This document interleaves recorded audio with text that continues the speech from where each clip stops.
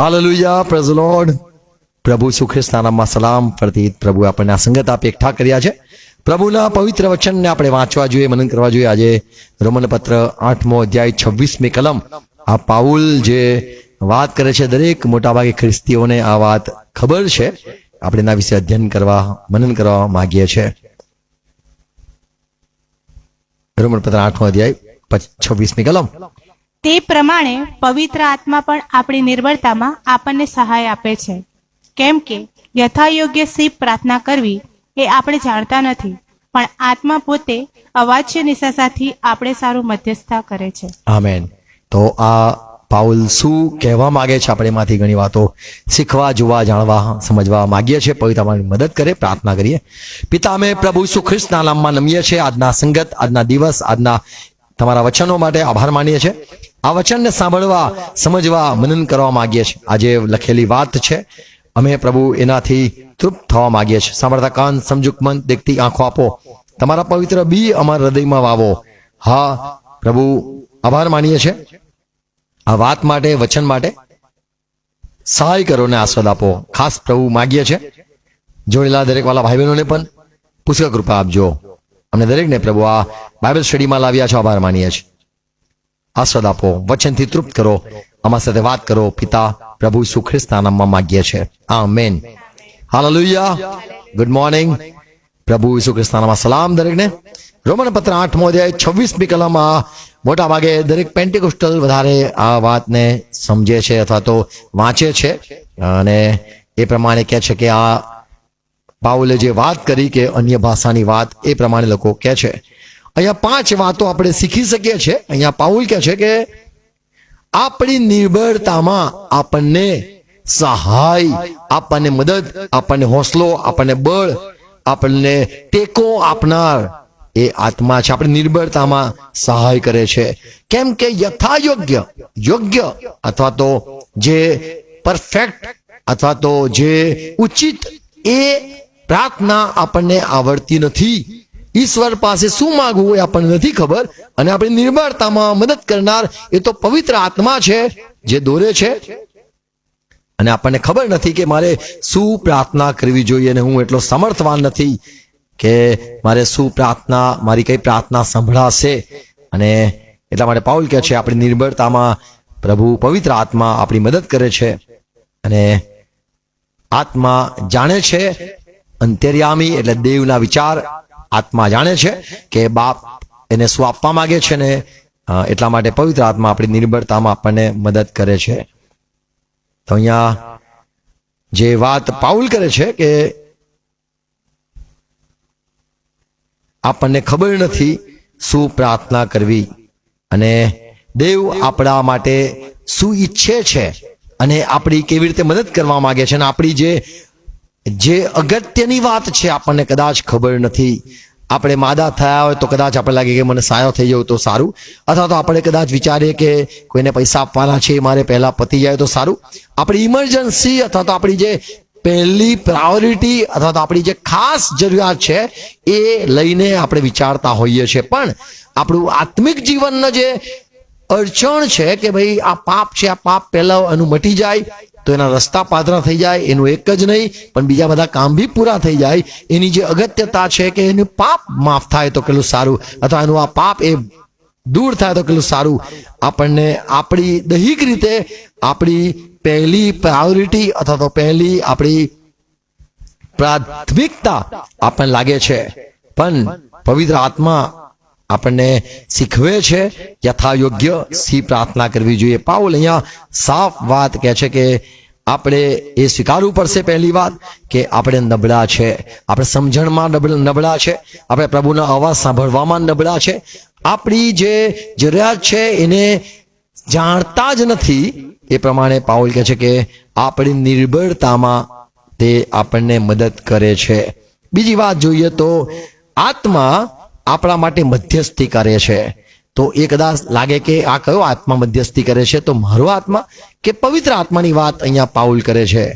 તો એમ લાગે છે કે આત્મા એટલે આપણો પોતાનો આત્મા, પણ અહીંયા જે મદદ કરે છે આપણને, જે નથી આવડતું એની મદદ કરે છે, તો એ આપણો આત્મા નથી.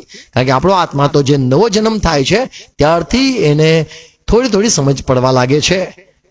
પણ પવિત્ર આત્મા છે કે જે આપણી નિર્બળતામાં મદદ કરે છે અને આપણા માટે મધ્યસ્થી કરે છે, અને એ આપણા વતી પ્રાર્થના કરે છે, બાપને વિનંતી કરે છે. અહીંયા શબ્દ છે મધ્યસ્થી કરે છે.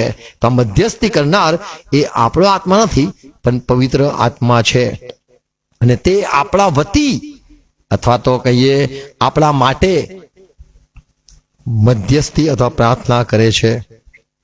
પવિત્ર આત્મા આપણને મદદ કરે છે. અને પ્રભુ ઈસુ ખ્રિસ્તે કીધું કે પવિત્ર આત્મા આવશે ત્યારે તમને સરસ સત્યમાં દોરશે. પ્રભુએ પણ પ્રમાણે કીધું કે પવિત્ર આત્મા આવશે ત્યારે તમને શીખવશે. પવિત્ર આત્મા આવશે ત્યારે તમને દિલાસો આપશે. તો જે દિલાસો આપે છે, જે દોરે છે, જે શીખવે છે, એનું કામ છે. અને પ્રભુએ કીધું કે હું તમને અનાથ નથી મૂકતો. એટલે જે બાપનો રોલ છે, પિતાનો જે રોલ છે, પિતાનું જે આપણા જીવનમાં જરૂરિયાત છે એ પવિત્ર આત્મા નિભાવે છે. કારણ કે આપણે પવિત્ર આત્મા વગર અનાથ છે. તો એટલા માટે અહીંયા પાઉલ કહે છે કે પવિત્ર આત્મા આપણને મદદ કરે છે. યથાયોગ્ય સી પ્રાર્થના કરવી આપણને ખબર નથી, પણ આત્મા અવાચ્ય નિશાસા નાખીને આપણે માટે એવી મધ્યસ્થી કરે છે કે જે ઈશ્વરને અથવા પિતાને, જે ખરેખર આપણી જે પ્રાથમિકતા છે એ જે જાણે છે એ પ્રમાણે આપણી પાસે પ્રાર્થના કરાવે છે. આપણને ખબર નથી, આપણને યાદ નથી, તો પવિત્ર આત્મા આપણને યાદ પણ દેવડાવે છે. તો પવિત્ર આત્માનું કામ છે એ આપણા માટે આપણી મદદ કરવું, આપણને દિલાસો આપવું, આપણને દોરવું, આપણને શીખવવું. આ બધું જે કામ છે એ પવિત્ર આત્માનું કામ છે. અને એટલા માટે પાઉલ કહે છે કે 8-26 કલમ, તે પ્રમાણે પવિત્ર આત્મા પણ આપણી નિર્બળતામાં આપણને સહાય આપે છે. તો પવિત્ર આત્મા આપણી નિર્બળતામાં આપણને સહાય આપે છે, સહાય કરે છે. કેમ કે યથાયોગ્ય સી પ્રાર્થના કરવી, કેમ કે જે બરાબર જરૂરનું છે અથવા પરફેક્ટ છે અથવા તો જે ઉચિત છે અથવા તો જે ખાસ શબ્દો છે અથવા તો જે આપણી જરૂરિયાત છે એ તો અંતર્યામી જાણે છે. શું લખ્યું છે? યથાયોગ્ય સી પ્રાર્થના કરવી એ આપણે જાણતા નથી, હા, પણ આત્મા પોતે અવાચ્ય નિશાસાથી આપણે સારું મધ્યસ્થતા કરે છે. આમેન. તો આપણી નબળાઈમાં તે મધ્યસ્થી કરે છે. આપણે નબળા છે, પવિત્ર આત્મા મધ્યસ્થ છે, અને આપણા માટે એ પ્રાર્થના કરે છે. એ જાણે છે યથાયોગ્ય જરૂરિયાત શું છે, યથાયોગ્ય શબ્દો શું જોઈએ. જેમ કોઈને પત્ર લખતા હોય તો એ ગાઈડન્સ માંગતા છે, ભાઈ કયા શબ્દો વાપરું, શું કહું તો એ આવી જાય, અથવા કેવા શબ્દો વાપરીએ કે નોકરી મળી જાય, કયા શબ્દો આપણે બોલીએ. જ્યારે હું પણ શરૂઆતમાં લોકોને નોકરી લગાવતો હતો તો એવું શીખવતો હતો, કહેતો હતો કે મારી પરિસ્થિતિ, આર્થિક પરિસ્થિતિ બહુ નબળી છે, સાહેબ મને લેજો. તો એ પહેલું સ્થાનમાં નોકરી મળી જતી હતી. આર્થિક સ્થિતિ મારવાની જરૂર હોય છે, અમુક જગ્યાએ એવું લખવાની જરૂર હોય છે મારો આટલો અભ્યાસ છે, તો એ વાંચતાની સાથે કે ભાઈ હા અભ્યાસી જ જોઈએ છે અમને. તો સામેની વ્યક્તિને આપણે ઈશ્વરને શું આપણી જરૂરિયાત અથવા આપણી કેવી રીતે પ્રાર્થના કરવું આપણને ખબર નથી, પણ નિર્બળતામાં એ મદદ કરે છે, પવિત્રમાં મદદ કરે છે, મધ્યસ્થી કરે છે કે દેવને આપણે પહોંચી શકીએ. અને અહીંયા લખ્યું છે કે આપણા માટે અવાચ્ય નિશાસા સાથે મધ્યસ્થી કરે છે. એટલે રડવું આપણને નથી આવડતું પણ એ આપણને રડાવે છે. ઘણા લોકોના એવા અનુભવ હોય છે કે હું બહુ જ રડું છું, મને બહુ રડવું આવે છે, ખબર નહીં કેમ. તો થવા દો, એ પ્રભુના આત્માનું કામ છે કે આપણને શીખવે છે. જેમ રિબકા એ શીખવ્યું, બેટા તારા બાપા ઈસાક આંધળા થઈ ગયા છે, યાકૂબ બેટા તું જજે અને તું પહેલા ખાવાનું લઈને જા. શીખવ્યું એમ પવિત્ર આત્મા આપણને પિતા પાસે પહોંચાડે છે અને આપણને શીખવે છે. આમેન. અને પાંચમી વાત કહું કે આ પવિત્ર આત્માનું કામ છે આપણા માટે મધ્યસ્થી કરવાનું અથવા આપણને મદદ કરવાનું. તો આપણે એની સલાહ પૂછવી જરૂરી છે, અને એની ફરજ જે છે એ જાણે છે એનું કામ એ જાણે છે, પવિત્ર આત્માનું કામ છે આપણે એને સોંપાઈ જવું જરૂરનું છે. એ આપણી પ્રાર્થનાને કંટ્રોલમાં લે છે અથવા તો આપણને દોરે છે, ચલાવે છે. આપણે એ યાદ રાખવું. આપણે એમ નહીં કરવું કે હું પ્રાર્થના કરું, પણ કહેવું પવિત્ર આત્મા મારી મદદ કરો, મને શીખવો, મને મારો ઉપયોગ કરો, અથવા તો તમે મને ડ્રાઈવ કરો, મને દોરો, મને ચલાવો, મને તમે શબ્દો આપો. આ પવિત્ર આત્મા સાથેનું આપણું સતત પ્રાર્થના અથવા એની પાસે વિનંતી આપણી હોવી જરૂરી છે. આપણને તે દોરે છે. અને જેમ તમે બસમાં બેઠા હોય તો બસ ડ્રાઈવરની ફરજ છે એ તમને સહી સલામતે પહોંચાડે, એનું કામ છે. તમારે આરામ કરવાની જરૂર છે. એમ જે કામ જેનું છે આપણા માટે આપણી નિર્ભરતા એને ખબર છે, અને એની જે ફરજ, એની જે સેવા, એનું જે કામ છે શીખવવું, દોરવું, દિલાસો આપવું, હિંમત આપવું, આ બધું જે એનું કામ છે એ કરે છે. તો પવિત્ર આત્મામાં પ્રાર્થના એમ કહેવાય છે કે પવિત્ર આત્માથી પ્રાર્થના એમ કહેવાય છે. પ્રાર્થના શું છે? શું એ શબ્દો છે? ના. કારણ કે આજે પૃથ્વી પર ઘણા લોકો છે જે બધી ભાષામાં, બધા લોકો બધા ધર્મમાં પ્રાર્થના કરતા હોય છે.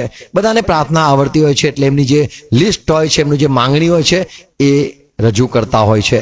અને આપણે આપણી માતૃભાષામાં પણ પ્રાર્થના કરતા હોય છે. પણ જ્યારે માતૃભાષામાં આપણે ઘણા શબ્દો બી નથી મળતા કે આ શું શબ્દ વાપરું, તો પવિત્ર આત્મા આપણને શીખવે છે. એનું કામ છે શીખવશે. પ્રભુએ કીધું પવિત્ર આત્મા આવશે, તમને સરસ સત્યમાં દોરશે, તમને શીખવશે, તમને યાદ દેવડાવશે અને તમને દિલાસો આપશે અને મારી કહેલી વાત તમારા સ્મરણમાં પણ લાવશે. આ જે કામ છે પવિત્ર આત્માનું કામ છે. તો મધ્યસ્થી કરાવે છે અને મધ્યસ્થી કરે છે અને આપણા આત્માને મદદ પણ કરે છે.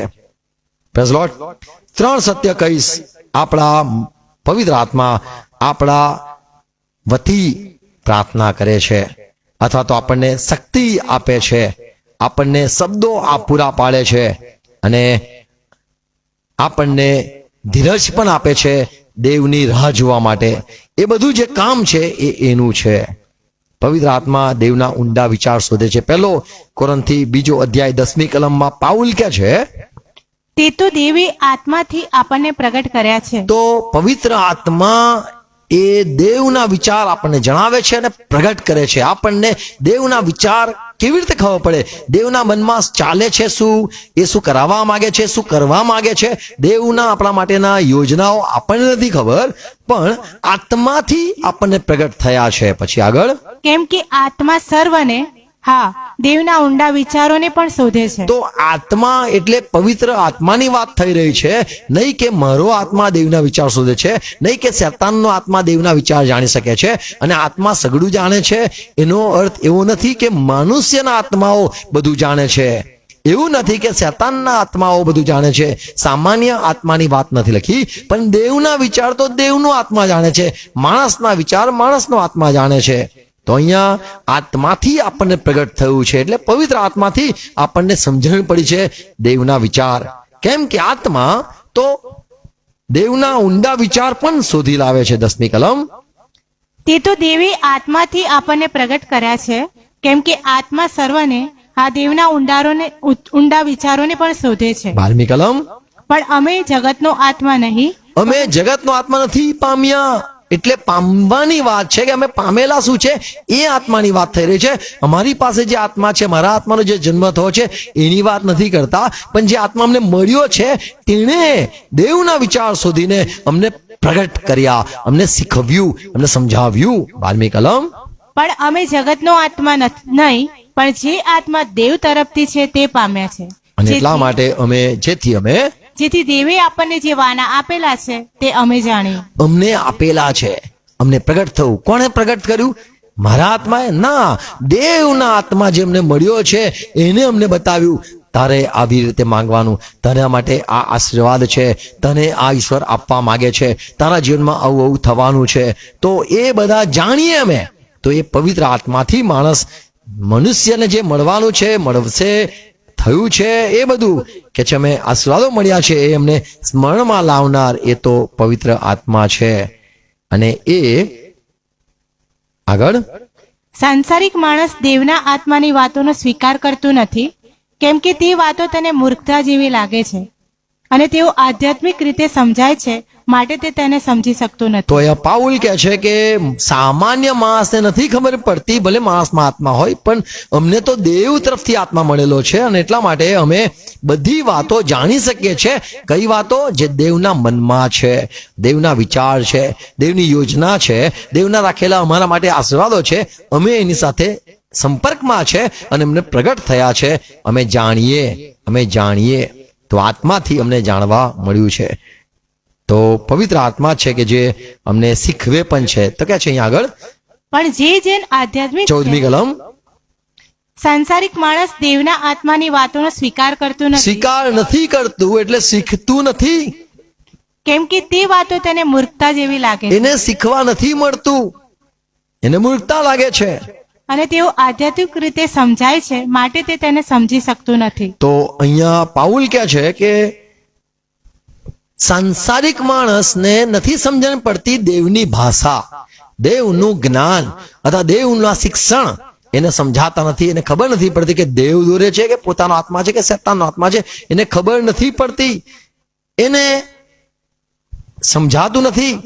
પણ અમને ખબર પડે છે કે દેવે અમને પ્રગટ કર્યા. અમને ખબર પડે છે કે આ તો ઈશ્વર અમારી સાથે વાત કરે છે, કે અમે જાણીએ કે આ દેવના આશીર્વાદો છે, દેવની વાતો છે. 15મી કલમ, પણ જે જન આધ્યાત્મિક છે તે સર્વને પારખે છે. તો જે જન આત્મિક થયો છે, જેને અંદરની આંખો ખુલી ગઈ છે, પવિત્ર આત્માએ જેના આત્માને ખોલી નાખ્યો છે, સમજણ આપી છે, તે તો બધું જાણે છે.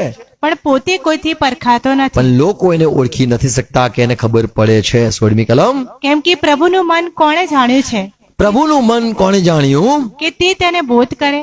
કે પ્રભુને કોઈ શીખવે. પણ અમને તો ખ્રિસ્તનું મન છે. પણ અમને તો ખ્રિસ્તનું મન મળ્યું છે, એટલે ખ્રિસ્તના વિચાર અમને ખબર પડે છે. અમે એની સાથે સંગત થઈ છે અને એટલા માટે એના વિચાર અમને ખબર પડે છે. તો યથાયોગ્ય સી પ્રાર્થના કરી અમને નહીં ખબર, કોઈ નથી ખબર. પણ પવિત્ર આત્મા જે અમને મળ્યો છે એ અમને પ્રગટ કરે છે અને અમે જાણીએ કે અમારા માટે શું ઉત્તમ છે અને અમને કેવા આશીર્વાદ મળે છે, ઈશ્વર તરફથી છે કે શૈતાને અમને આશીર્વાદ આપેલા છે. અમને ખબર નથી કે આ લાલચ છે કે પછી આ આશીર્વાદ છે, આ સાચું છે ખોટું છે, અમને ખબર નથી પડતી. પણ પવિત્ર આત્મા અમને મળ્યો છે અને તે અમને પ્રગટ કરે છે કે આ ઈશ્વર તરફથી છે. તો અહીંયા પાઉલ સમજાવે છે કે પવિત્ર આત્મા મદદ કરે છે. યોહાનની સુવાર્તા 15મો અધ્યાય 6ઠ્ઠી કલમ, પ્રભુએ કીધું, હું તો દ્રાક્ષાવેલો છું ને તમે ડાળીઓ છો. મારાથી નિરાળા રહીને તમે કશું નથી કરી શકતા. એટલે આપણે નિર્બળ છે, ઈસુ ખ્રિસ્ત વગર નિર્બળ છે. આ એક સત્ય આપણે યાદ રાખવું જોઈએ કે પ્રભુ ઈસુ ખ્રિસ્ત વગર આપણે નિર્બળ છે. ઘણા લોકો પવિત્ર આત્મા વગર પ્રાર્થના કરે છે. એમને ખબર નહીં કે અમારી પ્રાર્થના પવિત્ર આત્મા વગરની છે. પણ જે વ્યક્તિ પવિત્ર આત્મા પામેલો છે એને ખબર છે કે હું નિર્બળ છું અને એટલા માટે જ પવિત્ર આત્મા મોજૂદ છે અથવા પવિત્ર આત્મા હાજર છે. પવિત્ર આત્મા કેમ તમને પ્રાપ્ત થાય છે? કેમ કે તમને ભાન કરાવે કે તમે નબળા છો, તમે કશું નથી કરી શકતા. એ ભાન જ્યારે થાય છે ત્યારે પવિત્ર આત્મા કામ કરે છે. પણ જો તમે પોતાને નિર્બળ નથી સમજતા તો તમે કલાક, 2 કલાક, 50 કલાક, 1000 કલાક પ્રાર્થના કરી શકો છો. પણ જ્યારે તમને ખબર પડે છે કે હું નિર્બળ છું, ત્યારે તમને યથાયોગ્ય પ્રાર્થના કરનાર જે તમારી મદદે આવેલો છે એ તમને તમારી મદદ કરે છે. પ્રભુ કીધું, તમે મારાથી નિરાળા રહીને કશું નથી કરી શકતા. અને આગળ કે છે માંગવાની વાત 7મી કલમમાં કહ્યું છે, માંગે છે અથવા ઈચ્છે છે, ઈચ્છા પૂરી થાય છે. 6ઠ્ઠી કલમ, જો કોઈ મારામાં રહેતો નથી તો ડાળીની પેઠે તેને બહાર ફેંકી દેવામાં આવે છે. 6ઠ્ઠી કલમ, હું તો દ્રાક્ષાવેલો છું. 5. હા, ઓકે. 5મી કલમ, હું તો દ્રાક્ષાવેલો છું ને તમે ડાળીઓ છો. જે મારામાં રહે છે અને હું તેનામાં, તે જ ઘણા ફળ આપે છે. તે જ ઘણા ફળ આપે છે. પછી કેમ કે મારાથી નિરાળા રહીને તમે કંઈ કરી શકતા નથી. તમે મારાથી જુદા રહીને કશું નથી કરી શકતા. તો પાઉલે કીધું કે આપણી નિર્બળતામાં, એટલે ખ્રિસ્તી જીવન એ સમજાય છે કે હું હવે નિર્બળ છું. પ્રભુમાં આવ્યા પછી જ સમજાય છે હું નિર્બળ છું, હું નથી કરી શકતો. માં શક્તિ જ નથી. એ સમજણ પવિત્ર આત્મા આપે છે. પવિત્રમાં પામેલો જ માણસ સમજી શકે છે કે હું ભાઈ તું કેવો છે, તો એ કહેશે હું તો નિર્બળ છું. આમેન. અને 7મી કલમ, જો તમે મારામાં રહો અને મારા વચન તમારામાં રહે તો જે કંઈ તમે ચાહો તે માગો એ અહીંયા છે જે કંઈ ચાહો. પહેલા કે છે કશું નથી કરી શકતા, પછી આગળ કે છે જે કંઈ ચાહો. હવે બધું જ કરી શકો છો. બધી જ વાતો સંભળાય છે, બધું જ તમારા માટે શક્ય છે, કેમ કે તમે મારામાં છો. અને તમે હવે નહીં પણ પવિત્ર આત્મા તમારામાં છે, અને એટલા માટે તમે બધું કરી શકો છો. આપણે પવિત્ર આત્મા નથી તો આપણે અશક્ત છે, નિર્બળ છે, અને આપણે નિર્બળતામાં હવે પવિત્રમાં મદદ કરે છે. હિબ્રો પત્ર 7મો અધ્યાય 27મી કલમમાં અહીંયા લખેલું છે કે પહેલા સમયમાં જે યાજકો હતા, યાજકો ઉભા થતા હતા, એ બધા નબળા હતા. શું લખ્યું છે? હિબ્રુ 7:27-28 છે. ઓકે. કેમ કે નિયમશાસ્ત્ર નિર્બળ માણસોને પ્રમુખ યાજક ઠરાવે છે. નિર્બળ માણસોને પ્રમુખ યાજક. કેવા યાજક? પ્રમુખ યાજક, કે જે બધા ઇઝરાયલ માટે પ્રાર્થના કરીને વિનંતી લઈ જાય. સામાન્ય માણસો, સામાન્ય નહીં, આ તો પ્રમુખ યાજક. પણ એ પ્રમુખ યાજક કેવો? જે બહુ મોટો માણસ પણ તો પણ નિર્બળ. નિર્બળ, એવો નિર્બળ કે ઇઝરાયલનું ભલું ના કરી શકે અને ઈશ્વર સુધી પહોંચી ના શકે, પહોંચવાનો પ્રયત્ન કરે. અને ઈશ્વરે જ આ બધા આપેલા કે ભાઈ તમારે મધ્યસ્થ બનવાનું અને તમારે લોકોના વતી પ્રાર્થના કરવાની. પણ તમે જે લોકો વતી પ્રાર્થના કરો છો, પણ તમે તો નિર્બળ છો અને તમે મરી જશો. તમારું જીવન કેવું છે? 27-28મી કલમ. કેમ કે નિયમશાસ્ત્ર નિર્બળ માણસોને પ્રમુખ યાજક ઠરાવે તો છે. પ્રમુખ યાજક, કદાચ આપણે પ્રભુમાં આવ્યા, હવે કહીએ હું તો યાજક થઈ ગયો, બહુ સરસ. પણ યાજક છો ને પ્રમુખ યાજક બી તમે કેમ ના થઈ ગયા હોવ, પણ નિર્બળ છો, એને માણસે ભૂલી ના જવું જોઈએ. આમેન. આમેન. 3 નબળાઈ કહીશ. આપણને ખબર નથી કે મારે શું માગવું જોઈએ, અને પવિત્ર આત્મા આપણી મદદ કરે છે.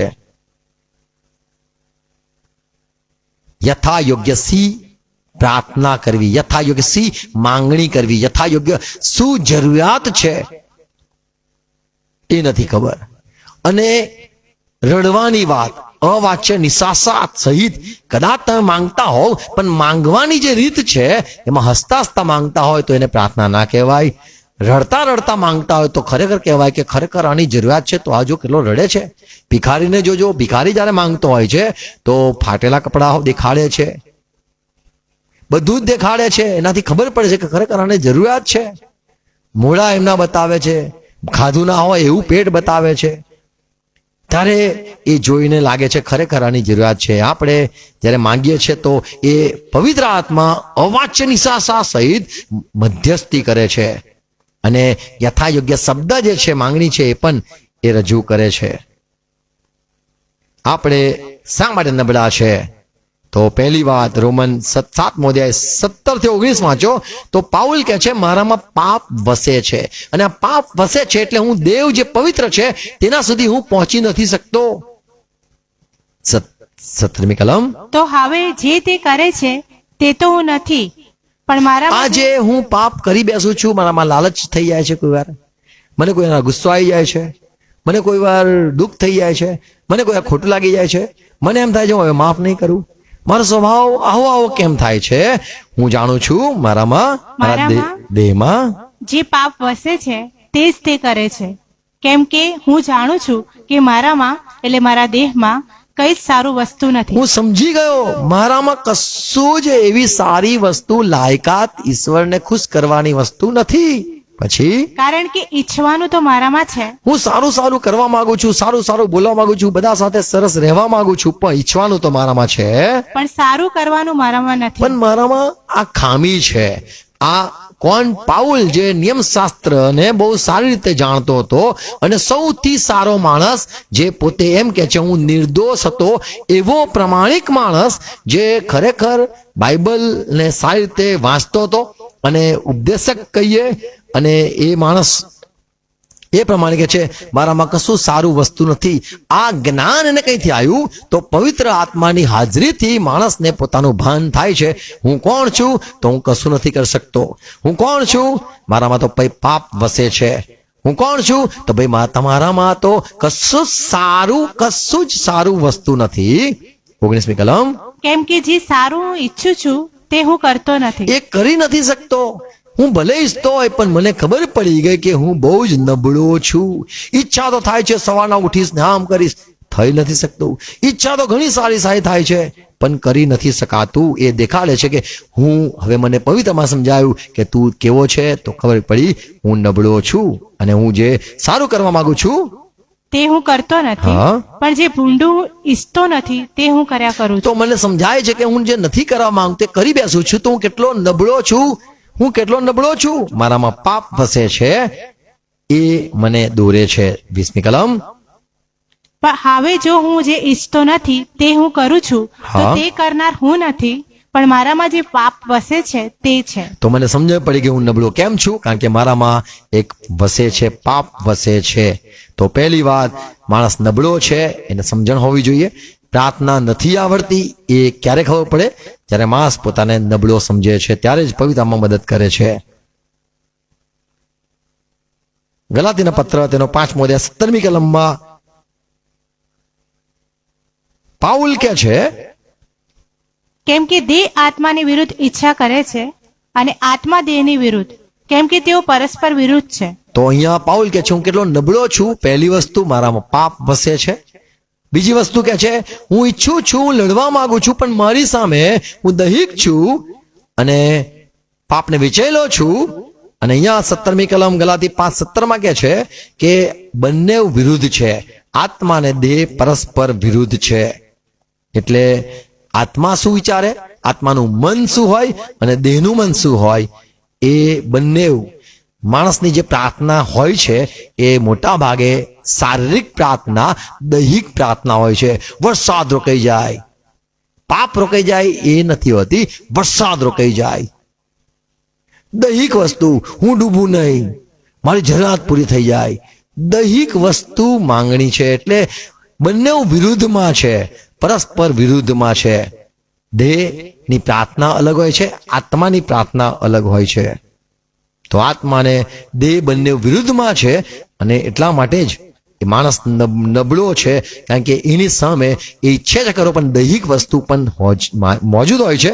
એટલા માટે એને માણસને નબળો કહેવામાં આવે છે. હજુ જોઈએ નબળાઈ શું છે. 1 કોરિન્થી 14મો અધ્યાય 15મી કલમ. તો શું હું આત્માથી પ્રાર્થના કરીશ ને સમજશક્તિથી પણ પ્રાર્થના કરીશ? તો અહીંયા પાઉલ કે છે પ્રાર્થના હું આત્માથી ને સમજશક્તિ સાથે પણ કરીશ. કેમ કે મારો આત્મા પ્રાર્થના કરે છે પણ સમજશક્તિ નિષ્ફળ છે, સમજી નથી શકતી. તો માણસના બે મન છે, એક છે માનસિક શારીરિક મન અને બીજું એક આત્મિક મન, જે ઈશ્વરને ખુશ કરવા માટે ઈશ્વરની પ્રમાણે ચાલવા માંગતું એ મન છે. તો અહીંયા કે છે હું આત્માથી પ્રાર્થના કરીશ, આત્માથી પ્રાર્થના કરીશ અને સમજશક્તિ સાથે પણ પ્રાર્થના કરીશ. એટલે મારી જે દૈહિક સમજશક્તિ છે તેને પણ હું દબાઈ દઈશ. મારી આત્માથી ચાલીશ અથવા આત્માથી પ્રાર્થના કરીશ. અને આગળ આત્માથી ગાઈશ ને સમજશક્તિથી પણ ગાઈશ. હા, નહીં તો જો તું આત્માથી સ્તુતિ કરીશ તો ત્યાં બેઠેલો અભણ માણસ તારી આભાર સ્તુતિ સાંભળીને આમીન શી રીતે કહેશે? તો માણસો જે દૈહિક છે અથવા જેનું મન ચાલે છે એ તો સમજી નથી શકતા, સહેમત નથી થતા, આમીન નથી કહી શકતા. એમાં આપણે ઈશ્વરના આત્મા વગર આપણે પ્રાર્થના કરીએ છીએ પણ આમીન નથી થતું, કેમ કે દૈહિક મનથી પ્રાર્થના હોય છે. ઈશ્વર ત્યારે આમેન કરે છે જ્યારે એ પવિત્ર આત્માની પ્રાર્થના હોય છે. કેમ કે પવિત્ર આત્મા જે આપણા માટે મધ્યસ્થી કરે છે, એવા પરફેક્ટ શબ્દો, એવા પરફેક્ટ વાતો, એવું પરફેક્ટ આપણું જીવન બનાવે છે કે જે દેવને માન્ય થાય. Praise lord. રોમન પત્ર 8મો અધ્યાય 16મી કલમમાં લખેલું છે કે આત્મા દોરે છે, પવિત્ર આત્માથી જેટલા ચાલે છે તે દેવના દીકરા છે. એટલે તમારું વિચારવું આત્માથી હોય, પ્રાર્થના આત્માથી હોય, ગાવું આત્માથી હોય, વગાડવું આત્માથી હોય, બધું જ જે હોય એ આત્માથી હોવું જરૂરનું છે. તમારું દૈહિક વસ્તુ છે એ આત્માથી ચાલવું જરૂરનું છે. તમારું મન પણ છે, પણ આત્મા એ મનને પણ ફેરવી દેવું જોઈએ. તમારા વિચારો છે સારું છે, એ દૈહિક વિચારો છે, પણ એ આત્માથી એના કાબુમાં હોવા જોઈએ. તો જેટલા આત્માથી ચાલે છે તેટલા દેવના દીકરા છે.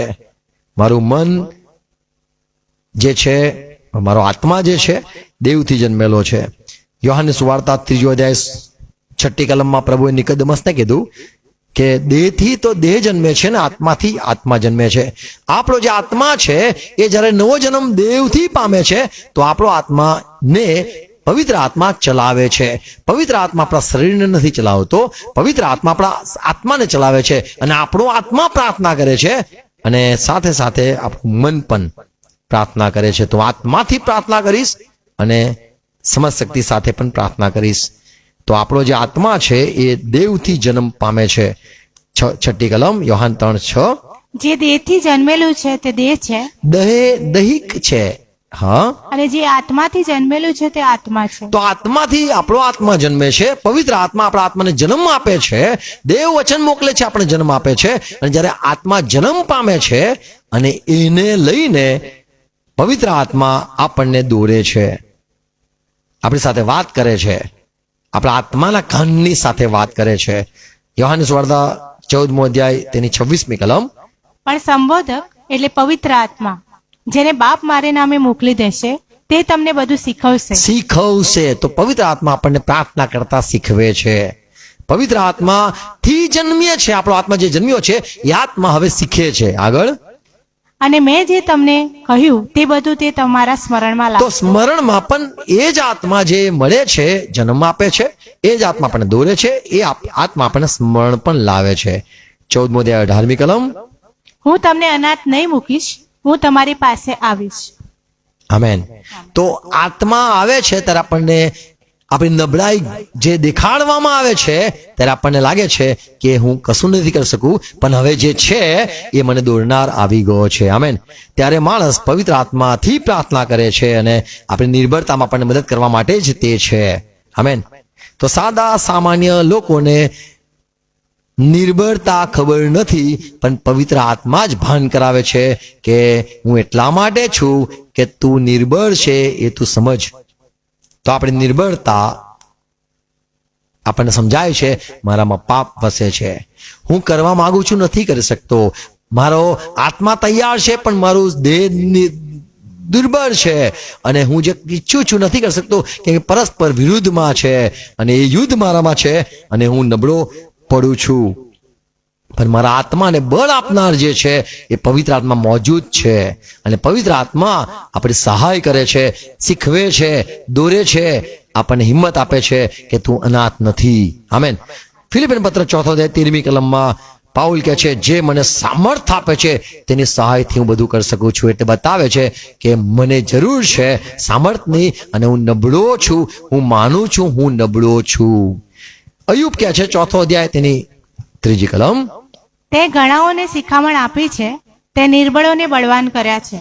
ઓ ઈશ્વર, તમે નિર્બળોને બળવાન કરો છો. અયુબ 12:21માં લખ્યું છે, રાજાઓ પર તે ફિટકાર વરસાવે છે અને બળવંતોના હાંજા ગગડાવી નાખે તો છે. ઈશ્વર એવો છે કે જે ભલે બળવંત કેમ ન હોય માણસ હોય, એના હાંજા અથવા એનું જોર, બાહુબળ એને ગભડાઈ નાખી શકે છે. તો પ્રભુ જ્યારે આવે છે ત્યારે માણસને સમજાય છે કે હું ધૂળ છું, હું રાખ છું. પ્રભુ જ્યારે ઉભા રહે છે ત્યારે ખબર પડે છે હું નિર્બળ માણસ છું. પ્રભુ જ્યારે ઉભા રહે છે ત્યારે માણસને ખબર પડે છે કે હું બહુ કમજોર છું, કેમ કે પ્રભુ એ રાજાઓના, પ્રધાનોના ગાંજાઓને ગગડાઈ નાખે છે, એના જે બળ છે એને હલકા કરી નાખે છે. અને દાઉદ કહે છે, મારો બળ આપનાર મારો પ્રભુ યહોવા છે. ગીત શાસ્ત્ર 27મો અધ્યાય તેની 1લી કલમ. યહોવા મારું અજવાળું તથા મારું તારણ છે, હા. હું કોનાથી બીઉં? યહોવા મારા જીવનનું સામર્થ્ય છે. તો એ તો આખા જીવન દરમિયાન એ જ સામર્થ્ય છે. હું જ્યારે બી નબળો પડું એ ઊભો છે, મને ખબર છે, અને મને ખબર છે હું નબળો છું. તે જ મારા જીવનનું સામર્થ્ય છે. હું કોણાથી બીવું, ચાહે ગમે તેટલી આફત આવી જાય, હું નહીં બીવું, કેમ કે આખા મારા જીવનનું જે સામર્થ્ય છે એ યહોવા છે. ગીત શાસ્ત્ર તેનો 73મો અધ્યાય તેની 26મી કલમ. મારું શરીર તથા હૃદય ક્ષય પામે છે, એ તો ખતમ થઈ જાય છે, તો પણ સર્વકાળ ઈશ્વર મારા હૃદયનો ગઢ તથા મારો વારસો પણ છે. સર્વકાળ મારો ગઢ, મારો વારસો, મારું સામર્થ, મારા આત્માનું સામર્થ, મારા મનનું સામર્થ, મારા મનોબળનું સામર્થ એ પ્રભુ છે. આમેન.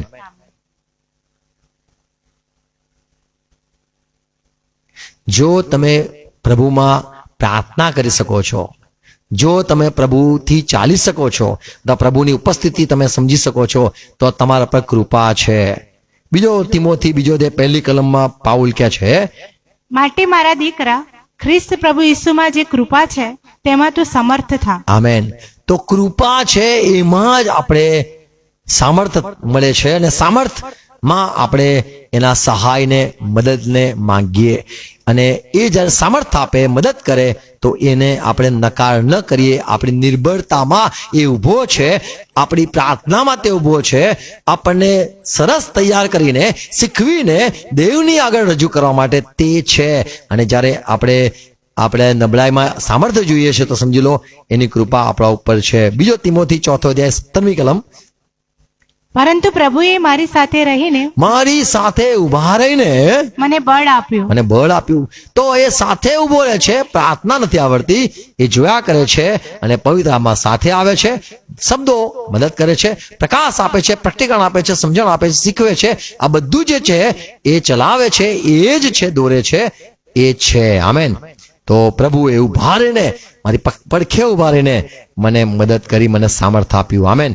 યશાયા કહે છે 50મો અધ્યાય, યશાયા 50:4, હું થાકેલાઓને શબ્દથી આશ્વાસન આપતા જાણું. તો અહીંયા યશાયા કહે છે, ઓ પ્રભુ, જે લોકો દુઃખી છે, જે લોકો તકલીફમાં છે, જે લોકો નિરાશ છે, જે લોકો થાકેલા છે, જે લોકો હારી ગયેલાની સ્થિતિએ ઊભા છે, એમને હું શું બોલું? શું કહે છે?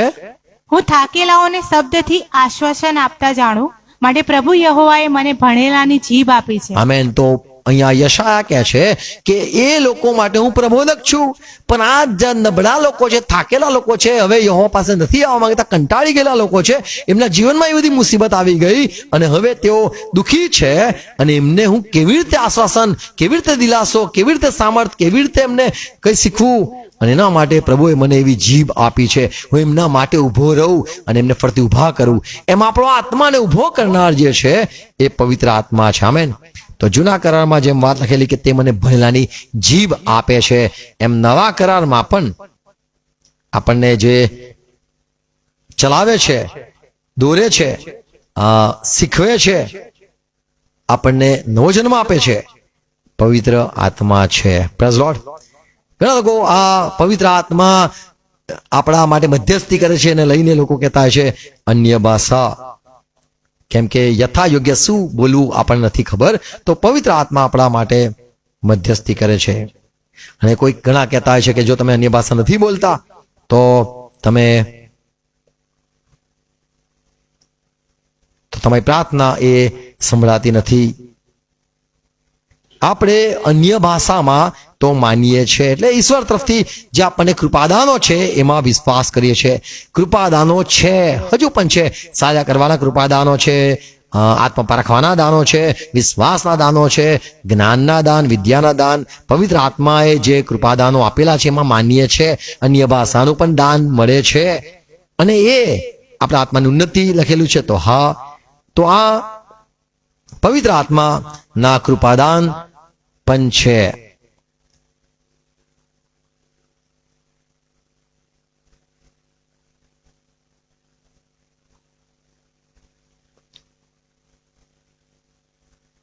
તો પાઉલ જે કહે છે કે પવિત્ર આત્મા મારી મદદ કરે છે, તો એ આપણી નિર્ભરતામાં મદદ કરે છે.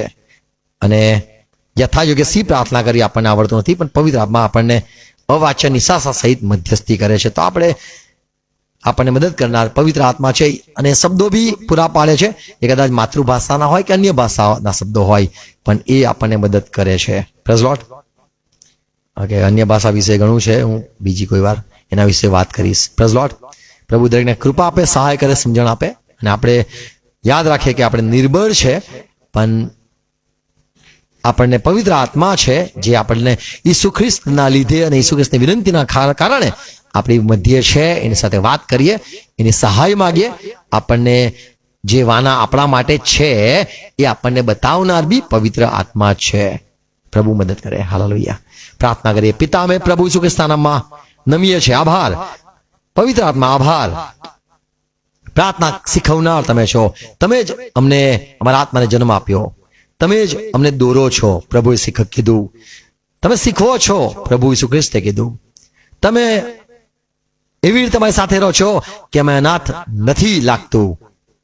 પ્રભુ ઈસુ ખ્રિસ્તે શીખવ્યું. અને તમે આવશો, સરસ તેમાં ચલાવશો, દોડશો. પ્રભુ ઈસુ ખ્રિસ્તે શીખવ્યું. અમે માનીએ છીએ. પવિત્ર આત્મા મદદ કરતા રહો. અને અમે નિર્બળ, નબળા છે.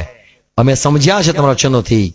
અને આજે વાતો જે સાંભળી પ્રભુ, અમે સ્વીકારીએ છીએ.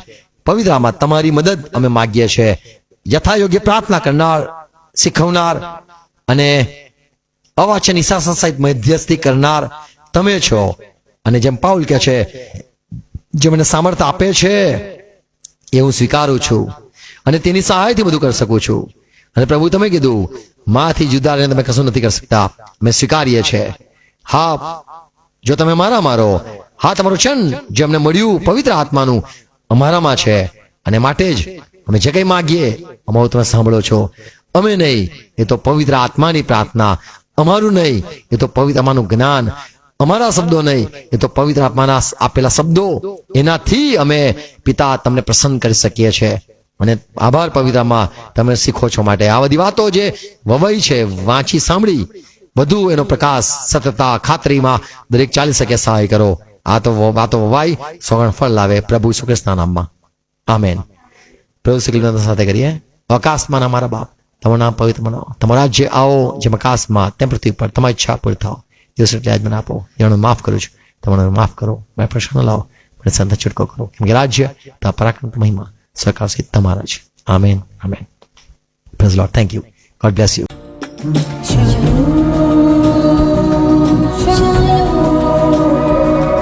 Shalom.